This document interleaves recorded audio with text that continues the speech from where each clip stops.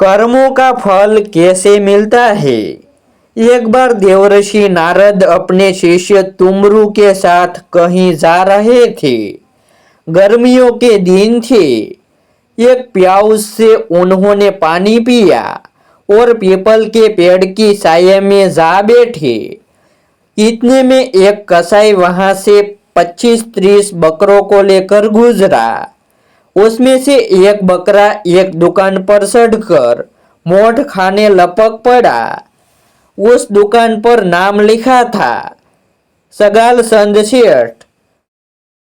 दुकानदार का बकरे पर ध्यान जाते ही उसने बकरे के कान पकड़कर 2-4 घूंसे मार दिए।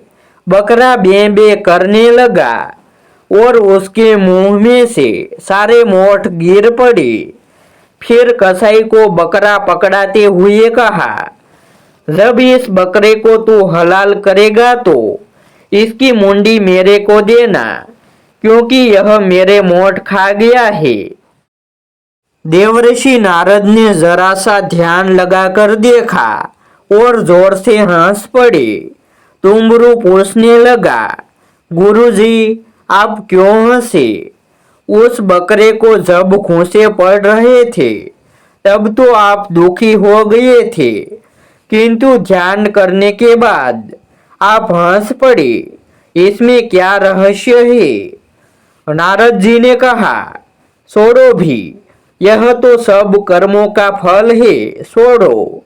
नहीं गुरुजी, कृपा करके बताइए, इस दुकान पर जो नाम लिखा है सगाल चंद सेठ, वह सगाल चंद सेठ स्वयं यह बकरा होकर आया है। यह दुकानदार सगाल चंद सेठ का ही पुत्र है। सेठ मरकर बकरा हुआ है और इस दुकान से अपना पुराना संबंध समझकर इस पर मोठ खाने गया।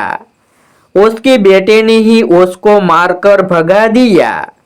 मैंने देखा कि 30 बकरों में से कोई दुकान पर नहीं आया, फिर यह ही क्यों गया?